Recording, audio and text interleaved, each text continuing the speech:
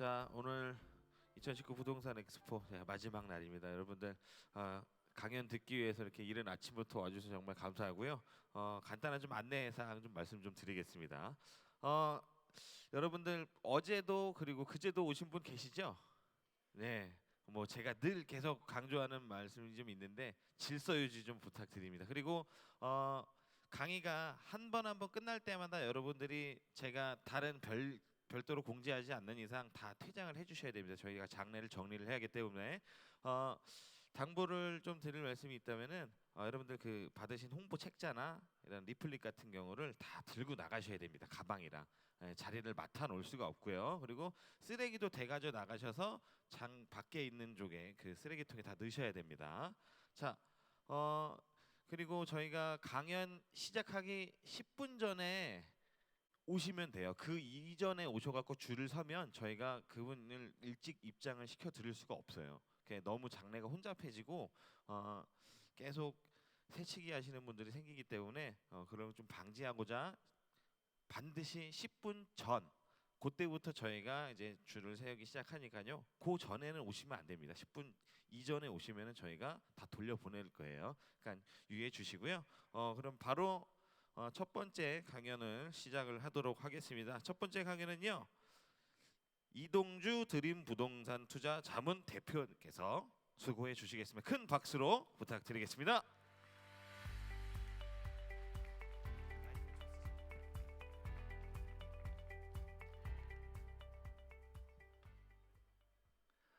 네, 안녕하십니까. 이동주입니다.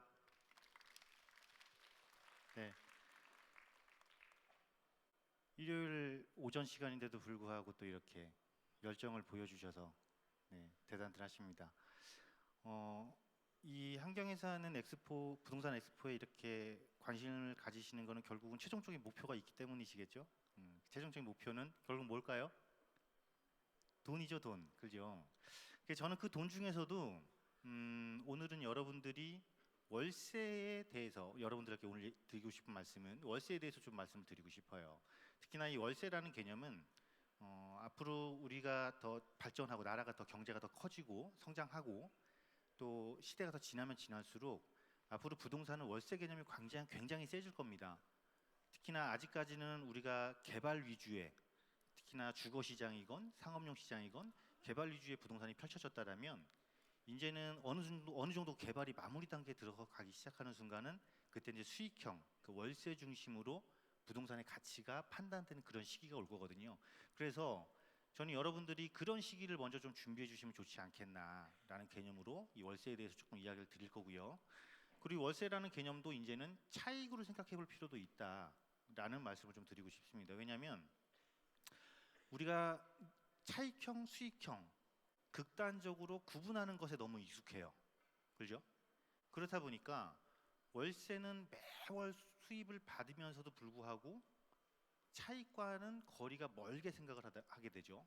첫 번째, 그렇게 판단을 하다 보니까 그 판단에 의한 결론을 어떻게 도출을 해버리냐면 부동산 투자는 월세보다는 차익 중심이다 라고 생각을 하시는 경우가 상당히 많으세요. 하지만 오늘 이 강의 내용을 조금 들어보시면 내가 지금부터라도 월세라는 구조를 만들어 놓는다라면은 나에게 상당히 이로운 것이 많겠구나라는 생각을 조금이라도 하실 수가 있을 것이고요. 지금 조금 연령대가 조금 높으시다. 나는 조금 연령대 높으신 분들 같은 경우에는 지금도 얼마든지 내가 적은 금액으로 월세를 이용을 해서 부동산을 통해 수익 창출과 함께 안정적인 생활까지도 가능하겠구나 라는 생각을 하실 수가 있을 것입니다. 그런 개념으로 오늘 강의 주제를 마련을 했으니까요. 한번 잘 들어보시기를 바라겠습니다. 여러분 혹시 이 그림 기억하시나요? 이 그림을 나는 본 적이 있다. 이 그림은요. 이 그림은 무려 9년 전, 지금으로부터 9년 전인 2010년도예요. 국민연금공단에서 공모를 한 그래서 우수 최우수상을 받은 그림이에요. 자, 위쪽에는 뭐가 있죠? 위쪽에는 우리가 흔히 얘기하는 종파지, 그죠? 그 아래쪽엔 뭐가 있어요? 여행 캐리어. 은퇴 이후에 65세 때 어느 손잡이를 잡을 거냐라고 표현한 저 포스터가, 저 그림이 무려 9년 전에 최우수상을 받았어요. 이미 9년 전부터 우리는 어떤 걸 고민하기 시작했고 어떤 거에 대한 관심이 전체적으로 커졌냐면 은퇴 이후 삶에 대한 걱정이 되게 커졌던 거예요. 그럼 저 은퇴 이후를 도대체 어떻게 준비를 할 것이냐가 관건이 되는 거죠. 자, 여러분 226이라는 숫자가 있고 최소 자금이라고 표현을 해놨습니다. 저게 뭘까요? 자, 이 226이 뭘까요? 네? 네, 은퇴 이후에 부부가 생활함에 있어서 최소한 필요한 자금이에요. 226만 원이. 저기에 만약에 내가 자동차를 조금 굴리고 아까 우리 앞선 그림에서 본 것처럼 여행 캐리어를 1년에 한두 번씩 끌고 다니려면 실제적으로는 350만 원 최소 월 생활비가. 그런데 지금 현재 시점 우리나라의 기준에 딱 보게 되면 평균 준비 자금이 얼마일 것 같으세요? 우리 뭐 기초연금 있고 노령연금 있고 국민연금 있잖아요. 그죠? 개인적으로 특별하게 내가 노후 대비를 해놓지 않은 이상 우리한테는 딱 110만 원밖에 안 들어와요. 필요한 건 226만 원인데 그럼 지금 얼마가 부족한 겁니까? 116만 원이 부족해요. 이 116만 원을 어떻게 채우실 겁니까? 116만 원을 채우셔야 돼요. 채우셔야지만이 65세 이후에 두 내외가 최소 생활비를 확보해서 남한테 최소한 아쉬운 소리는 안 하고 생활을 하실 수가 있어요. 그런데 지금 116만 원이 모자랍니다. 부족합니다. 자, 이 모자란 116만 원을 여러분들이 채우시려면요 40세부터 준비를 하셔야 돼요. 지금 40세 되신 분들 준비하셔야 됩니다. 얼마간? 무려 20년 동안. 그것도 다달이 얼마씩? 99만 원씩이요. 다달이 99만 원씩 20년 동안 꼬박꼬박 저축을 하셔야 은퇴 이후에 226만 원이라는 생활비를 내가 확보를 할 수가 있어요.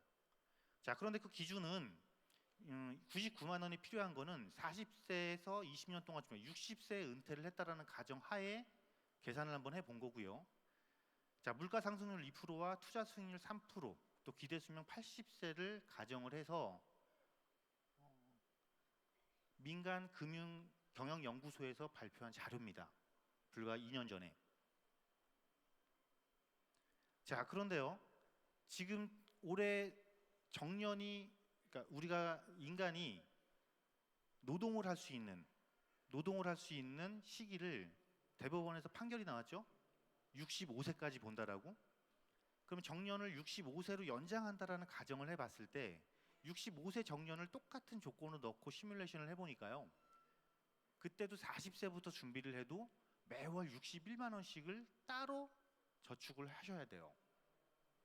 그러면은 40세면은요. 우리가 뭐 이미 겪고 오신 분들, 또 지금 40대에 겪고 계신 분들 아시겠지만 40대면은요. 가장 돈이 많이 들어갈 때입니다. 그렇지 않나요? 그죠? 위로는 부모님들한테 용돈도 드려야 되고 아래로는 내 아이들 공부시켜야 되고 특히 아이들에 대한 아이들 공부시키는 데 비용이 상당히 많이 들어가죠. 사실은 따로 내가 61만 원을 떼어내건 99만 원을 떼어내서 저거를 노후를 위해서 저축을 할 수 있는 여건을 만드는 게 쉽지가 않아요. 뭘로? 내가 받는 월급, 내가 받는 소득에서 별도로 떼어서. 이거를 준비할 수 있는 새로운 방법을 무엇인가 찾으셔야 된다는 겁니다. 찾지 않으시면은 힘들다라는 거죠. 물론 20대, 30대는 저 액수는 더 줄어들겠죠. 저 액수는 더 줄어들겠지만은 20대는 부동산을 구입할 수 있는 자금 여력이 사실상 힘들고, 그렇죠? 부모님이 주지 않는 이상. 물론 나는 부모님이 징여 한도인 5천만 원을 줬기 때문에 그거 갖고 도전을 해보겠다. 5천만 원 가지고 61만 원, 99만 원 월세를 만드는 것은 쉬운 일은 아닙니다, 결코. 그죠? 미리 준비하면 저 액수는 줄어들겠지만은 미리 준비할 수 있는 여건이 만만치는 않다라는 거예요. 최소한 우리가 어느 정도의 목돈도 굴릴 수 있고 어느 정도의 소득도 갖추기 시작한 이후나 돼야 이 두 금액을 맞출 수가 있는데, 안타깝게도 그 시기가 40세 이후가 가장 왕성하게 활동을 하는 시기고 가장 활발하게 소득이 늘어나는 시기라는 겁니다. 그래서 여러분들은 이거를 반드시 준비를 하셔야 되고, 그러면 나는 이미 40세가 넘었는데 어떡할 거야? 난 지금 50대고 60대인데 당신 말대로라면 나는 어떡하라고 이렇게 생각할 수도 있어요. 그죠? 그런 분들은 226만 원 자체를 만드시면 됩니다. 어떻게 월세 투자하셔서 어렵게 생각하실 필요 없어요. 저 생각까지 딱 오시게 되면 여러분들은 차익형이냐 수익형이냐 조금 더 명확하게 구분을 하실 수가 있을 것 같아요. 근데 지금 전체적으로는 우리가 차익형 부동산이 있고 수익형 부동산이 있다라면 어느 부동산에 더 많은 관심들을 가지세요? 차익형에 훨씬 더 많은 관심들을 가지세요. 그렇다 보니까 수익형 이야기만 나오면 단정을 짓습니다. 특히 어떤 단정을 져요? 가장 많은 단정을 짓는 것이 오피스텔에 대한 거부감들이 상당히 심하세요. 그런데요, 그 오피스텔이 의외의 효자가 될 수도 있습니다. 잠시 뒤에 나오겠지만 그 수익이 어떻게 흘러갔는지를 한번 보시게 되면 아실 수가 있을 것입니다. 자, 차익형과 수익형 구분 짓는 가장 큰 거, 물건의 종류나 투자의 방향성부터 정할 수가 있겠죠. 그죠? 차익형 생각하면 우리가 대표적으로 재건축 생각하시고 관심 제일 많으실 거고, 다음 재개발 생각하실 거고, 다음 또 뭡니까? 토지가 차익형 투자 방식의 대표적인 상품이에요. 그러면 재건축 시장, 재개발 시장, 토지 시장 공통점이 있습니다. 공통점이 뭘까요? 자, 저 세 가지 투자 방식의 공통점. 괜찮아요. 대답해 주셔도 돼요. 대답한다고 누가 아무도 뭐라 안 합니다. 오래 걸린다? 오래 걸린다. 맞아요. 시간이 걸려요. 이 시간이 걸리는 만큼 뭐가 늘어나는 거예요? 시간이 걸리는 만큼 차익이 늘어나요? 시간이 걸리는 만큼 리스크는 커지는 겁니다. 시간에 대한 리스크가 상당히 커지는 거라고요. 그죠? 운이 좋아서 2015년도 1월 달에 내가 재건축 투자했고 재개발 투자했고 토지를 투자했으면 상당히 괜찮았어요. 그런데 애석하게도 내가 2018년도 12월 달에 재건축 투자했고 재개발 투자했다라면 답이 없기 시작하죠. 지금 시간에 대한 리스크만 100% 지금 안고 가게 생겼어요. 이러한 상황에 얼마든지 빠질 수도 있는 게 차익형 부동산입니다. 그렇기 때문에 여러분들이 타이밍을 항상 얘기를 하시고 타이밍을 가장 궁금해 하시는데, 그 타이밍을 잡는 게 너무나 어려워져요. 뭐 때문에? 시간에 대한 리스크를 내가 얼만큼 안고 갈 것인지를 선택을 하셔야 되기 때문에 그런 거예요. 그렇지 않으신가요? 만약에 저게 딱 알고 있다라면, 내가 저 시간을 알고 있다라면 못할 게 없고 두려울 게 없겠죠. 하지만 망설이시는 이유는 저 시간에 대한 리스크를 모르시기 때문에 망설이신다라는 거예요. 그렇다 보니까 자꾸 이런 이야기가 나옵니다. 단기 투자냐, 중기 투자냐, 장기 투자냐. 자, 저 세 곳 중에 차익형 부동산은 어느 분류에 들어갈까요? 단기냐, 중기냐, 장기냐를 봤을 때 장기. 자, 그럼 여러분은 장기 투자를 몇 년을 생각하세요? 10년. 맞습니다. 보편적으로 단기 투자는 3년 이내, 중기 투자는 5년 정도의 기준을 놓고요. 장기 투자는 10년 이상의 시간이 필요한 것으로 우리가 이야기를 해요. 그런데 차익형 투자를 무조건 나는 장기 투자라고 생각하실 필요도 또 없습니다. 왜냐하면 우리는 제도와 정책에 따라서 부동산의 투자 방법과 방향을 달리 정하실 필요도 있어요. 때에 따라 맞추실 필요가 있어요. 만약에 주거용 상품을 대상으로 내가 차익형을 투자를 했다는 가정을 한다면 가장 두려운 게 지금 뭐세요? 주거용을 내가 차익형으로 봤을 때 가장 두려운 게 세금 아니신가요? 자, 양도세를 중과를 한대요. 10%를 중과를 할 것이고 20%를 중과를 할 것이고, 차익이 5억이 넘어서 3주택 이상 중과를 받게 되면은 최고 세율 68.2%까지 주민세 포함해서 거의 70%를 세금으로 뺏기게 생겼으니 할지 말지 거기서부터 고민하기 시작하시고, 도대체 이 개발 사업이 언제 끝날지까지 한 번 또 고민을 하시게 되시고, 자꾸 가면 갈수록 머리만 복잡해지시죠. 자, 그럴 때는 차익형 투자에서도 단기 투자를 무시하실 필요는 없다라는 겁니다. 중과세를 생각할 때는. 그래서 이쪽 부분까지 왔을 때 내가 단기로 볼 거야, 중기로 볼 거야, 장기로 볼 거야를 개념을 생각하실 때는 여기서는 세테크도 같이 접목시켜 주시는 게 좋아요. 아마 우리 여기서도 앞선 강의, 여러 강의 중에서도 세무적인 부분들을 다루신 분들이 계실 거예요. 그래서 중과 규정이 들어가기 시작하는 순간 제가 보기에는, 제 생각에는 단기 투자, 차익형에서 단기 투자도 여러분들이 적극적으로 활용해 보실 필요성도 있다라는 것입니다. 그렇게 될 때는 여러분들이 뭘 생각하셔야 되는 거냐면, 하나의 개념을 조금만 놓으시면 돼요. 부동산은 싸게 사서 비싸게 팔아야 된다라는 그 고정관념을 버리시는 순간요, 부동산 단기 투자에 눈이 떠지기 시작하실 겁니다. 싸게 사서 비싸게 파는 것만큼 어려운 게 없어요, 여러분. 싸게 사서 비싸게 파는 것만큼 정말 어려운 게 없다고요. 여러분 싸게 사실 수 있어요? 자신 있어요? 자신 없죠? 그런데요, 비싸게 사서 비싸게 파는 거는 의외로 쉬워요. 왜 쉬운 길을 놔두고 어려운 길을 자꾸 선택을 하시려고 하세요? 비싸게 사서 비싸게 팔아보세요. 차익형도 얼마든지 단기 투자가 가능합니다. 자, 저런 고민을 말끔하게 날려버리려면 수익형 부동산 한번 생각해 보세요. 차이가 뭔지. 자, 수익형 부동산을 우리가 활용할 수 있는 부동산의 유형을 보니까 주거용이 있어요. 아니 무슨 소리야, 주거용이 무슨 수익형 부동산이야, 이렇게 생각하실 수 있겠죠? 그런데요, 이 임대 시장이 활성화되어 있는 미국 부동산 시장 같은 경우는요, 임대 수익을 받는 주거용 부동산은 상업용 부동산으로 구분을 하고 있어요.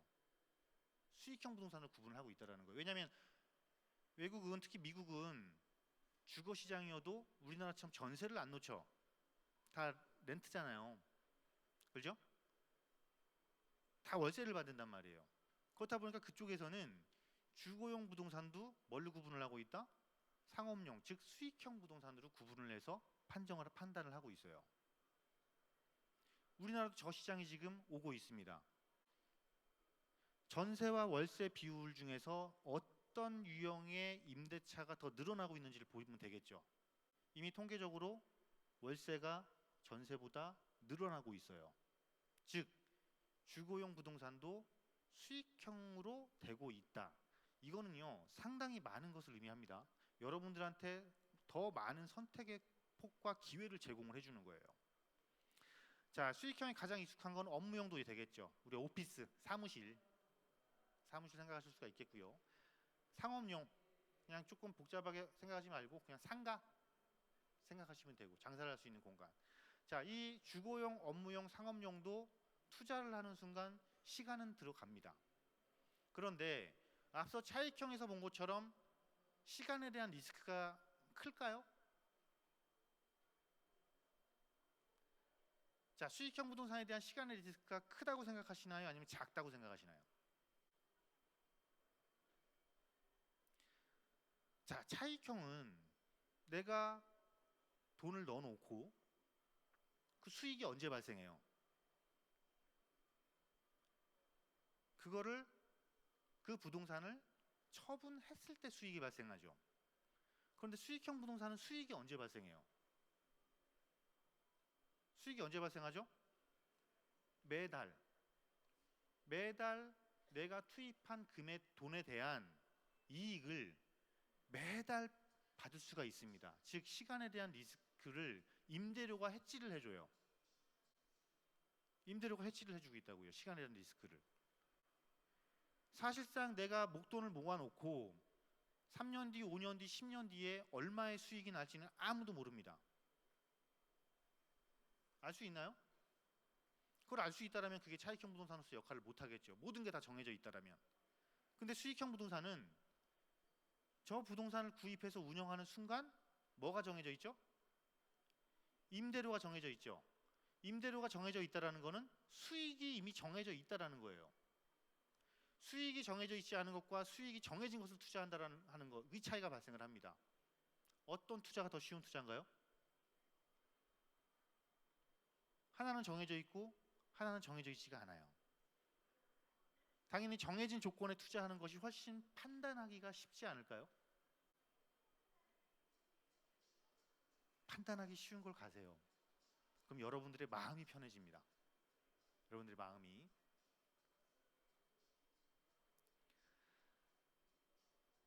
차익형이건 수익형이건 여러분들이 부동산 투자를 고민하시고 생각하시는 순간은요, 이제는 이 세 가지를 절대 잊으시면 안 됩니다. 안정적이어야 되고요, 흐름을 만들어내야 되고요, 변화에 빨리 대응을 할 수가 있어야 됩니다. 자, 왜 안정적이어야 된다고 말씀을 드릴까요? 여러분, 부동산 투자에서 안정성을 가장 많이 중시하잖아요, 그죠? 부동산 투자의 3요소 해서 막 이론적으로 얘기하잖아요. 안정성, 수익성, 황금성. 기억나시나요? 자, 부동산 투자의 3요소 하면서 맨날 그런 이야기를 해요. 도대체 그럼 뭐가 안정적이어야 되는데? 안정적이면 뭐가 좋은데요? 안정적이면 부동산, 내가 가지고 있는 부동산이 안전하다, 안정성을 확보하고 있다는 것은 결국 시장의 불황에도 내가 강하다라는 겁니다. 자, 분명히 우리는 시간에 대한 리스크가 항상 있다라고 아까 앞서 살펴봤어요. 그런데 그 시간에 대한 리스크는 결국 뭐냐면 시장이 불황기에 빠졌을 때 내가 가지고 있는 부동산이 어떻게 될 것이냐가 불안 요소로 작용하는 거 아닙니까? 그래서 부동산에 있어서 안정성은 결국은 불황에 강한 성격을 갖고 있어야 된다. 불황에 강한 부동산이 돼야지만이 자체적으로 스스로가 안정성을 확보할 수 있다는 겁니다. 자, 다음으로 흐름은 뭐냐면 현금 흐름이에요. 자, 앞서 우리는 20년 동안 99만 원을 저축을 해야 되고 61만 원을 저축을 해야 된다는 전제 조건을 봤어요. 그럼 그 현금 흐름을 내가 또다시 만들어야 돼요. 99만 원이 나올 수 있는 구조, 61만 원이 나올 수 있는 구조. 그 흐름의 구조를, 현금 흐름의 구조를 만들어 놓으면 걱정하실 일이 없는 거 아닙니까? 그죠? 자, 다음으로 변화는 뭐냐면 트렌드예요. 여러분들은 부동산 투자에서 뭘 항상 따지세요? 선점 투자. 선점 투자 생각하시죠? 자, 선점 투자를 하려면 트렌드에 빨리 반응하고 트렌드를 앞서 나가면 되는 겁니다. 앞으로 부동산 시장 트렌드가 어떻게 될 것인지 앞서 나가시면은 그게 선점 투자 아닌가요? 다른 거 선점 투자 없습니다. 자, 그래서 불황에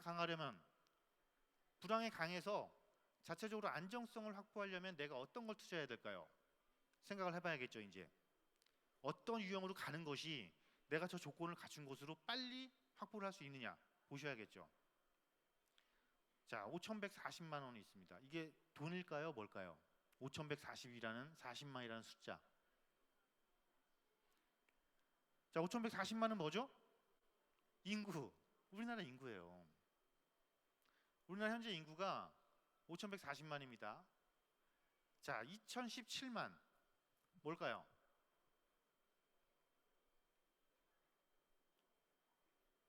2017만은 우리나라의 가구 수예요.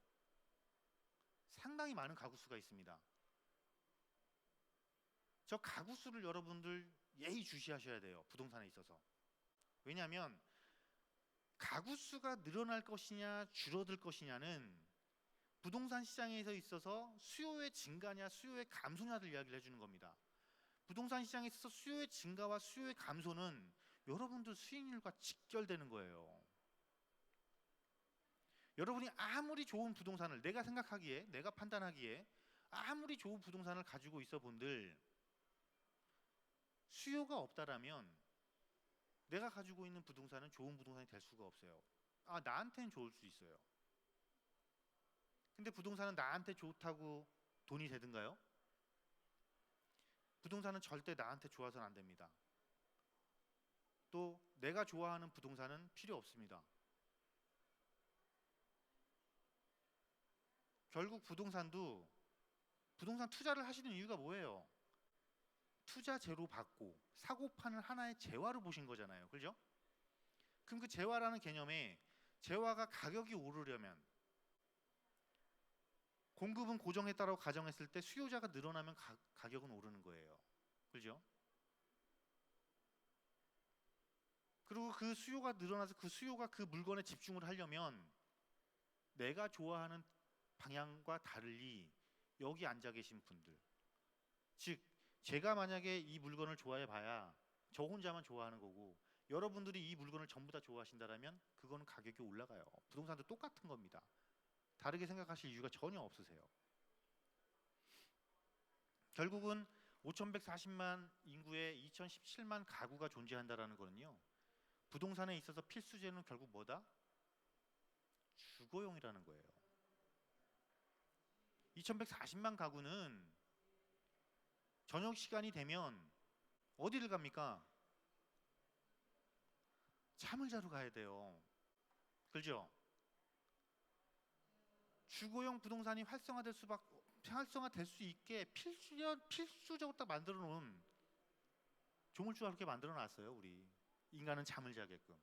그렇기 때문에 가장 살아감에 있어서 가장 필요한 부동산, 주거용 부동산이라는 겁니다. 그렇잖아요. 주거용 부동산 없으면 우리 잠 어디서 잘 거예요? 자, 다음 현금 흐름 부분 한번 살펴볼까요? 만약에 내가 50만 원의 월세를 받고 있다라고 가정을 한번 해보시죠.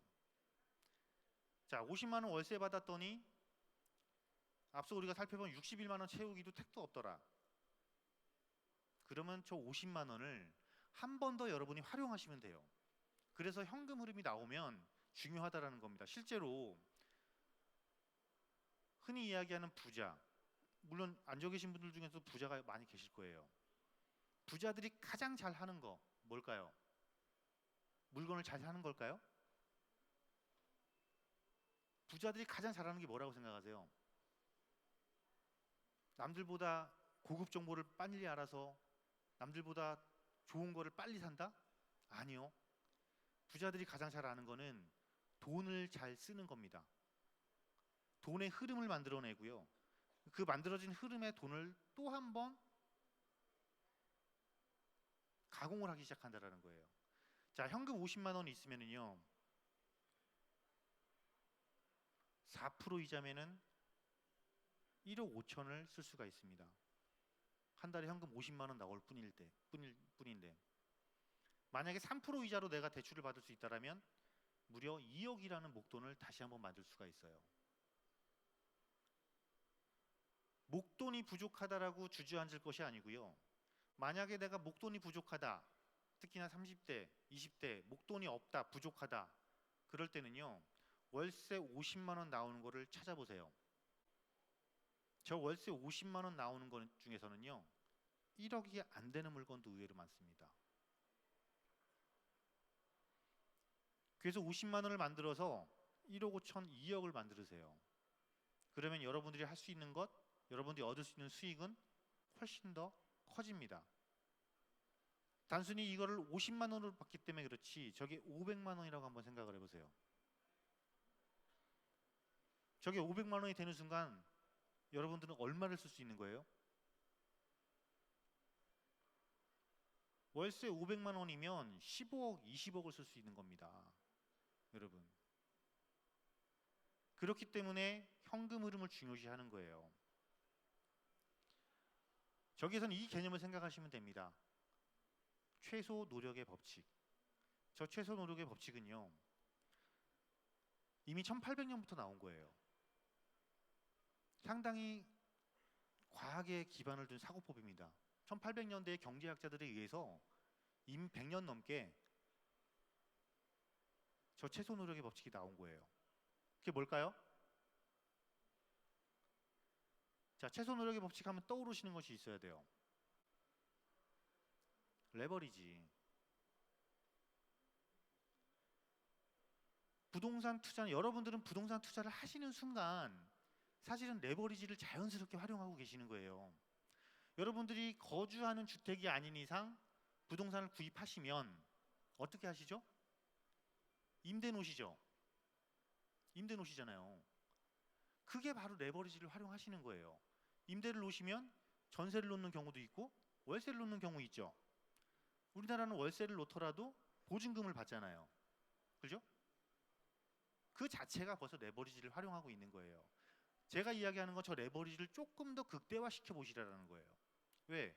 레버리지는 과학에 기반을 둔 사고법이라고 했으니 분명히 100년이 넘는 시간 동안 많은 사람들이, 특히나 부자라는 이름을 듣고 있는 사람들이 가장 적극적으로 활용한 공식이더라는 거예요. 왜? 더 적은 것으로 더 많은 것을 얻을 수 있는 거니까. 어떻게? 더 적은 시간을 투자해서 더 많은 시간을 창출시키는 거고. 그죠?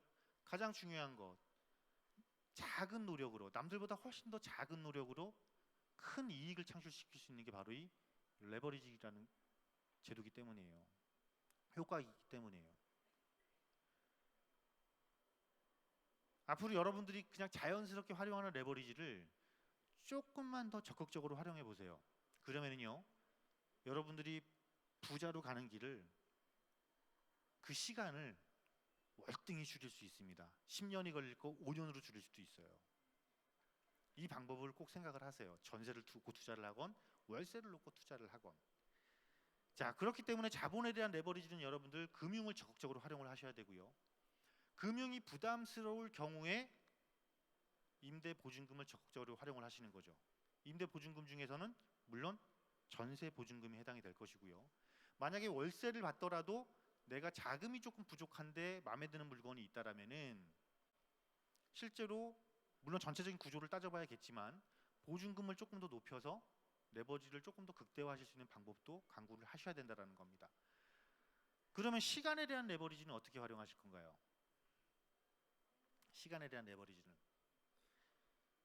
레버리지는 지금 여러분들이 하고 계시잖아요.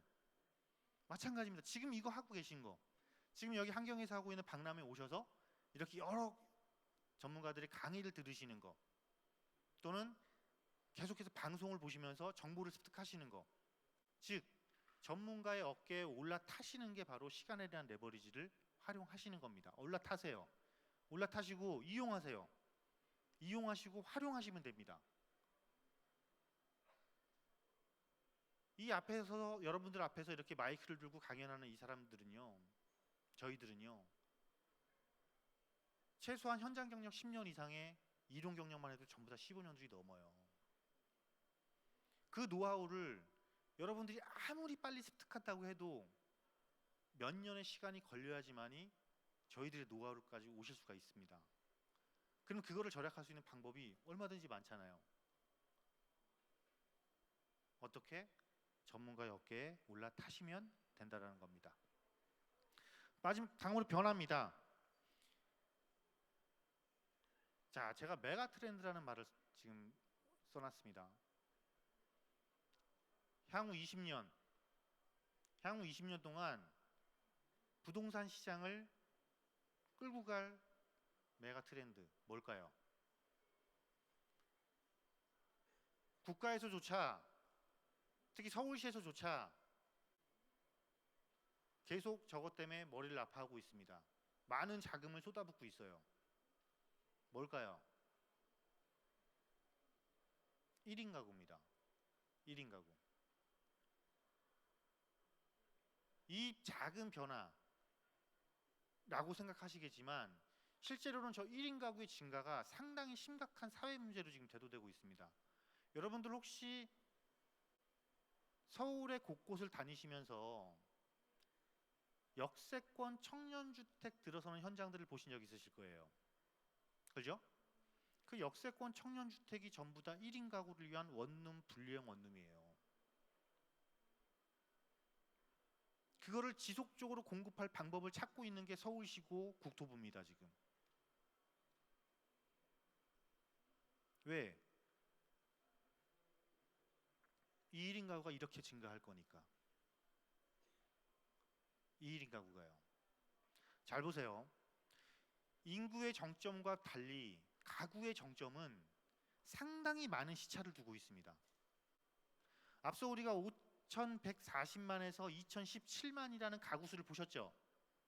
그 가구 수가 얼마까지 늘어난다? 2,234만까지 늘어난다. 앞으로도 200만 가구 이상이 더 늘어난다라는 거예요. 언제까지? 2043년까지. 2017년도 기준입니다. 2017년도 통계 기준이에요. 얼마 안 된 겁니다. 저 늘어나는 가구 수의 대부분이 바로 1인 가구들이라는 거예요. 그렇기 때문에 우리는 뭘 쫓아가야 되는 거냐? 이 1인 가구들이 선호하고 좋아하는 것을 쫓아가야 됩니다. 자, 이 1인 가구들은 제일 먼저 뭘 찾아요? 혹시 여기 1인 가구도 계실 수 있어요. 1인 가구는 첫 주거지를 볼 때 처음 딱 생각하는 게 교통요건 따집니다. 왜 교통요건을 따질까요? 교통요건이 좋아야 직장과의 접근성이 좋아지기 때문이에요. 교통요건이 좋고 직장과의 접근성이 좋은 곳을 가면 편익시설도 다 있습니다. 부족한 시설이 없어요. 문화시설 다 있어요. 자, 우리가 살아감에 있어서 관공서가 가까운 게 우리한테 이익이 큽니까? 생활 편익시설이 가까운 게 우리한테 이익이 큽니까? 관공서는 어쩌다 한번 가는 거지만 생활 편익시설은 우리가 거의 매일 가는 거예요. 그죠? 그래서 교통과 업무 굉장히 많이 따집니다. 왜?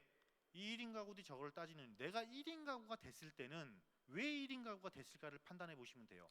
내가 1인 가구가 된 이유는 시간은 곧 돈이라고 생각을 했기 때문이에요. 시간 절약. 교통 여건이 좋아야 통근 시간이 줄어들고, 통근 시간이 줄어드는 게 나에 대한 투자를 할 수 있고, 나에 대한 투자를 하는 순간 나의 연봉은 올라가는 거 아닙니까? 인간의 본성을 자꾸 쫓아가는 거예요. 그죠? 그래서 저 1인 가구들이 어디를 집중적으로 좋아하고 선호하는지를 보셔야 됩니다. 이거는요, 몇 년 전부터 여러분들에게 계속해서 나오는 자료예요.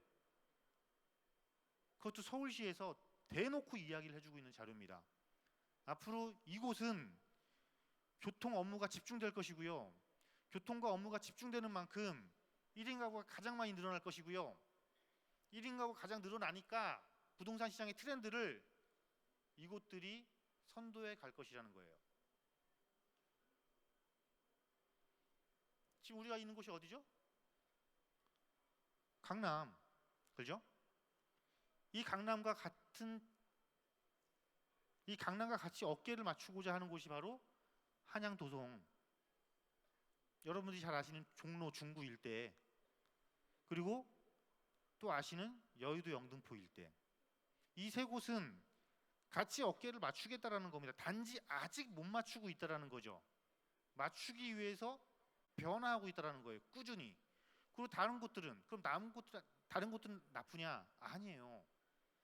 최소한 이 한 장의 지도에 나와 있는 저 22곳은 여러분들이 반드시 서울에서 부동산 투자를 생각하신다라면 반드시 저 22곳 중에 한 곳 이상은 무조건 보유하고 계셔야 되는 거예요. 내 집이건 투자건. 특히나 이 3도심은요, 서울시에서 상업지역 비율이 가장 높은 곳입니다. 자, 상업지역인 어떤 곳이에요? 상업지역은 직장이 있고, 그죠? 직장이 가장 많이 몰려있는 곳이에요. 직장이 가장 많이 몰려있고 생활 편익시설이 가장 많이 몰려있는 곳이 상업지역입니다. 그곳 대표적으로 많은 곳이 이 세 곳이고, 가장 큰 동그라미, 파란색 동그라미가 나와 있는 곳이고. 자, 실내를 한번 볼까요? 자, 다음 이 1인 가구가 거주주택 유형 중에 어떤 것을 제일 많이 선택을 했느냐. 자, 수치상 보면은 아파트가 33.5%로 가장 많아요. 수치상 보면. 그런데 아파트를 제외한 나머지 상품의 비율이 몇 프로인가를 봤을 때 아파트와 유사한 공동주택 형식을 띈 것이 딱 봤더니 다세대 주택, 오피스텔, 연립주택이 있는데 이 세 가지 유형을 합한 비율은 무려 51%, 거의 52%에 육박합니다. 즉 하나의 구도로 놓고 봤을 때는 제일 많이 아파트를 선호하는 것 같지만 종류별로 크게 나누었을 때는 오히려 아파트보다 비아파트의 1인 가구가 훨씬 더 많이 거주를 하고 있더라는 거예요. 그 가장 큰 원인이 교통과 업무를 중심으로 보기 때문입니다. 그래서 트렌드를 놓고 봤을 때 그 트렌드를 쫓아갔을 때는 그들이 좋아하는 그 1인 가구들이 선호하는 주거 유형을 여러분들이 선택을 하셔야 된다는 거예요. 왜 수익형도 주거형으로 본지는 앞서 얘기했죠? 가장 필수제가 주거용이니까. 자, 실제로 상업지 오피스텔 가격 변화를 제가 한번 체크를 해봤습니다. 오피스텔 이야기하면 하도 가격이 안 오르지 않아요? 라는 가장 많은 궁금증을 주시길래 자, 그랬더니 상업지 오피스텔 가격 변화가 이렇게 변하더라는 겁니다. 월세만 오르는 것이 아니고 실제 거래가도 시간이 지나고 나니까 올라요. 자, 그럼 수익형 부동산이 차이까지 났다라는 거는 뭐예요? 나한테 두 번의 이익을 줬다라는 거죠. 매달 이익을 주고 그 부동산을 처분했을 때 또 한 번의 이익을 준 거잖아요. 그죠? 한 번의 이익을 주는 상품이 있고 두 번의 이익을 주는 상품이 있습니다. 그 두 번의 이익을 주는 상품이 바로 수익형 부동산이더라는 거예요. 자, 월세의 비중도 보면은요. 강남은 워낙 여러분들 잘 아셔서 제가 서울 도심권 종로, 중구, 동대문 걸 한번 비교를 해봤어요. 자, 입주 연도 대비 입주 연도 분양가와 함께 현 시세 월세와 매매가가 어떻게 올랐는지를 봤더니 지난 10년, 지난 15년 동안 여러분들이 생각한 것 이상으로 많은 가격 상승을 이루어냈습니다. 이것은 앞으로도 더 할 거예요. 더 저런 현상이 크게 나타날 겁니다. 그렇기 때문에 이 수익형 부동산은요, 여러분들이 99만 원, 61만 원을 만들어내기 위한 현금 흐름 확보에 있어서 가장 적합한 부동산 유형이다라고 생각하시면 될 거고요. 그로 인한 은퇴 자금 확보를 함에 있어서 이 수익형 부동산만큼 도움이 되는 부동산은 없다라고 생각을 하시면 될 거고요. 자, 수익 플러스 시간이 만나는 순간 이 수익형 부동산은 차익도 실현을 하게 됩니다. 자, 10년 동안 33억. 이게 뭘까요? 10년을 갖고 있었더니 33억이 올랐다는 이야기일까요? 올해 1월 달에요. 올해 1월 달에 지상파 방송에서 M본부에서 상당히 재미난 사건이 하나 나왔어요. 저는 그거를 잠깐 스치면서 봤는데 좀 놀랐습니다. 저도 보면서 10년 동안 33억이요. 차익이 33억이 아니고 10년 동안 받은 월세가 33억입니다. 근데 그게 왜 방송에까지 나왔냐면 그거에 욕심을 부린 손주가 할아버지의 재산을 뺏어가는 과정에서 이게 발각이 된 거예요. 10년 동안 받은 월세가. 그래서 이게 사건화가 돼서 지금 소송이 지금 들어가 있어요.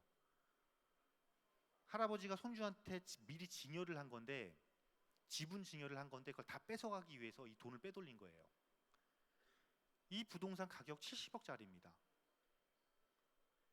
70억짜리 부동산에서 10년 동안 33억의 월세를 받았습니다. 이거를 여러분 차익으로 볼까요? 수익으로 볼까요? 수익도 모아놓으면 차익이 된다는 거예요. 자, 갑자기 액수를 줄였습니다. 제가 10년에 6천. 이거는 누구든지 가능한 이야기입니다. 저 10년에 6천도 마찬가지로요. 서울하고 가까워 바로 옆에 있어요. 바로 옆에 있는 도시에서 10년 동안 월세 받은 원가입니다. 10년 동안 6천만 원 받은 월세. 정확히 한 달에 50만 원짜리예요. 이거 얼마에 샀을까요? 10년 전에 8천만 원에 산 겁니다.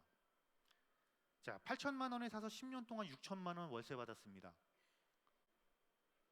저 부동산이 차익이 안 난 걸까요? 우리는 정말 빠른 판단을 하셔야 됩니다. 자, 미국의 유명한 대학이죠. 스탠퍼드대 장수연구센터라는 곳이에요. 곳에서 노후 소득원 구성의 7가지를 필수적으로 저렇게 만들어야 된다라고 이야기를 했어요. 발표를 했어요. 저 뭐냐면 저 노후 소득원 구성의 7가지는 은퇴자가 노후 소득원을 구성을 할 때 가장 기본이 되는 거예요. 표준이에요, 표준. 표준이고 은퇴자가 노후 소득원을 구성을 했을 때 저런 장단점을 딱 만들어 놓는다라면 저거는 절대 흔들리지 않는다, 이런 이야기예요. 그래서 7가지가 뭔가 봤더니요, 장수 위험에 대비하라라는 거예요. 장수 위험에 대비하라. 자, 우리는 이제 100세 시대 100세 시대 하죠. 앞서 우리는 80세까지 기대 수명이 됐을 때라고 이야기를 했지만 100세 시대 100세 시대입니다. 지금 생각보다 여러분들이 오래 사실 수가 있어요. 그렇기 때문에 장수 위험에 안전하게 대비할 수 있는 게 무엇인지를 보셔야 된다는 거예요. 즉 다달이 소득이 이제는 없어도 되겠지가 아니라는 거예요. 가면 갈수록 소득이 더 필요할 거라는 거예요. 매달 안정적으로 나오는 게. 그런데 내가 그 구조를 만들어 놓지 않으면 누가 힘들어집니까? 여러분들의 자제분들이 힘들어지는 거예요. 그렇잖아요. 그렇죠? 자, 그러면서 소득을 극대화하라고 했습니다. 소득을 극대화하라. 아니 무슨 노후소득원인데 지금 내가 은퇴했는데 소득을 어떻게 극대화해? 이 이야기는 뭐냐면 매월 나오는 월세를 가능하면 많이 만들어 놓으라는 거예요. 즉 현금 흐름 만들으라는 겁니다. 그리고 비상여유 자금을 확보하라. 비상여유 자금을 확보하기 위해서는 물론 통장에 금융상품에도 돈을 넣어놓으라는 소리입니다. 그러니까 나이가 들어서는 100% 부동산만 하지 말고 금융상품에도 조금 해놔라. 왜? 위급 상황에 대비를 해라. 목돈이 들어갈 때. 자산을 성장시켜라. 그렇다고 내가 나이가 먹었다고 해서 자산 성장이 필요 없는 건 아니라는 이야기예요. 자산 성장도 고려를 하라라는 거예요. 자, 5번째로 소득 하락 위험을 방어하라. 즉 첫 부분 소득을 극대화하라는 같은 개념으로 보시면 됩니다. 소득을 극대화하기 시작해 놓으면 소득 하락 위험을 방어를 할 수가 있겠죠. 그러기 위해서는 차익형이 아닌 수익형을 다각적으로 확보를 해놓으라는 거예요. 상가가 됐든 무엇을 됐든. 그리고 상속 가능성을 따져봐라 라고 해놨습니다. 실제로 저에게 상담받으신 분인데요. 명동에 제일 비싼 데가 네이처 리퍼블릭이잖아요. 그 바로 옆에 이제 땅을 갖고 계신 분이에요. 근데 그분은 본인이 그 땅을 산 게 아니고 원래 그 집에서 예전부터 조선 시대 때부터 그곳에 살아서 단지 그냥 그게 자기네 집안일 거 뿐이었어요. 그분 그거 상속세 150억 나왔어요. 그거 고민스러워서 오셨어요. 물론 거기에 대한 해결 방안 솔루션을 제시를 해드렸는데 뭉쳐놓지 말고 미리 증여하고 증여를 효과적으로 하라는 거예요. 마지막으로 쉽게 이해하고 활용할 수 있어야 한다. 아무리 좋은 것도 내가 쉽게 이해하고 활용할 수 있지 않다라면 결국은 그것 때문에 또 스트레스를 받는다는 거예요. 그래서 이 7가지 노후소득원 구성 7가지에 가장 부합하고 적합한 상품이 과연 무엇이겠느냐는 상당히 시사하는 바가 큰 노후소득원 구성 7가지입니다. 자, 마지막으로 저 7가지를 떠나서 여러분들이 조금 더 안정성을 확보를 하고 자산 구성에 있어서 크게 흔들리지 않고 시간에 대한 리스크를 확실히 줄이면서 2번에 걸쳐서 나에게 확실한 이익을 안겨줄 수 있는 그런 부동산을 선택을 하셔서 후회 없는 부동산 선택을 하시고 또 더 많은 이익을 창출하시고 무엇보다도 남들한테 절대 아쉬운 소리 하지 않는 그런 은퇴 이유를 준비하시는 것이 하셨으면 좋겠다라는 의미로 오늘 제 강연 주제를 마련을 해봤습니다. 자, 오늘 이 강연 주제가 내용이 마음에 드셨다라면요, 여러분들이 큰 박수를 주시면 저 감사하게 떠나겠고요. 네. 혹시나도 이와 관련해서 추가적인 상담 필요하신다라면 드림 부동산 투자 자문으로 오신다라면은 더 좋은 기회와 시간이 될 수 있지 않을까 생각됩니다. 네, 강의 마치도록 하겠습니다. 감사합니다. 네, 다시 한번 큰 박수 부탁드리겠습니다. 자, 다음 강연 시간이요. 11시 30분입니다. 그러니까 우리 이따가 11시 20분까지 앞으로 오시면은 저희가 입장을 도와드리도록 하겠습니다. 그 전에 오시면은 저희가 입장을 시켜드리지 못하고요.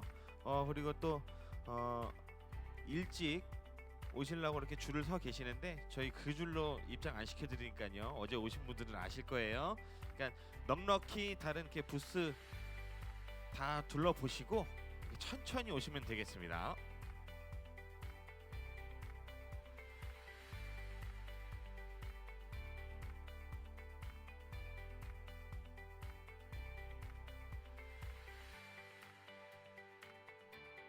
자, 그리고 소지품은 꼭 지금 같이 나갈 때 가지고 가셔야 됩니다. 의자 위에 올려놓으시면 저희 진행 요원들이 다 옆으로 빼놓을 거예요. 네, 자리 맡기가 안 됩니다.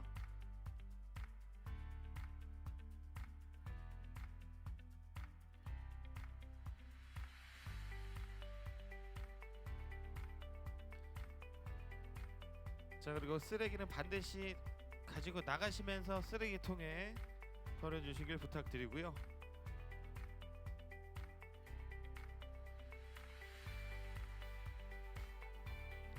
(11시 20분에) 오시면 되겠습니다.